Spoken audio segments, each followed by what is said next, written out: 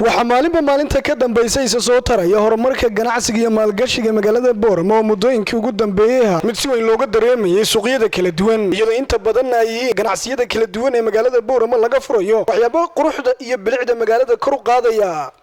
carwada caalamiga ee Albaraka Furniture ayaa maanta waxa laga daafuray faraceegii labaad magaalada Boorama kaas oo noqonaya mid ay ku doofurtay sariiraha guryaha iyo fadhiyada oo guud ahaantoodba bilicda alaabta guryaha la dhigto wax weyn ka tari doona taasina ay noqotay xafladii lagu daafurayay carwada Albaraka Furniture waxa ka soo qayb culimada diinka oo warkacayo sheekul beledka gobolka Awdal Sheekh Cabdullaahi Sheekh Ali Jawhar markaas darteed maadaama culimadii loo yeedhay ilaahna waxaan ka baryaynaa inuu ilaahay oo muxuu siiyo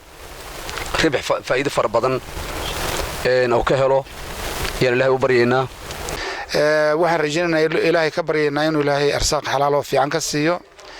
taasi waxa weeyaan ducada xagga yaa risiqa iyo maartaan kulli waxa loo baahan yahay nimanka la dhada baamishturku inay ahaadaan nusaxa kuwa dadkooda u nasteexeeya haday noqoto xagga tayada iyo wanaaga qalabka waxa weeye waa yani waxa weeye wax ku soo kordhay magaalada iyo faa'iido iyo waxtar weeye yawman bacda yawm hawlahanina furniture halkan yaala iyo kuraasta fiican iyo sariiraha iyo qalabkan hurdada iyo waxa loo baahan yahay weeye maalin walba reerkii la dhisayaba uu u baahan yahay maanta walaalkeen muxuu ahaa ciid oo meeshan furay in loo duceeyo u baahan tahay oo ilaahay oo baraka ka siiyo arsaaq xalaal oo waasacana ilaahay taasi waxa ka hadlay si weyn u soo dhaweeyay wax lagu daydana ku tilmaamay ganacsatada waaweyn ee magaalada Boorama oo iyagu goobtaasi ka soo qayb galay waxa ayna sheegeen aad iyo aad baan horta ugu faraxsanahay baamishirku waa isku wada furan yahay furayna waa nin soo kordhiyay meherad weyn soo kordhiyay shaqo abuur soo kordhiyay wax loo baahnaa keenay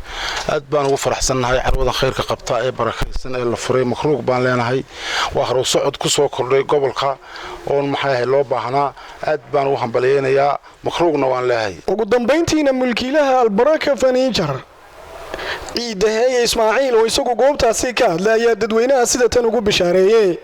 wuxuu baan u sheegaynaa bulshada in baahidooda bidnilaahi kariiman dhameystiri doono in alla intii taalkayga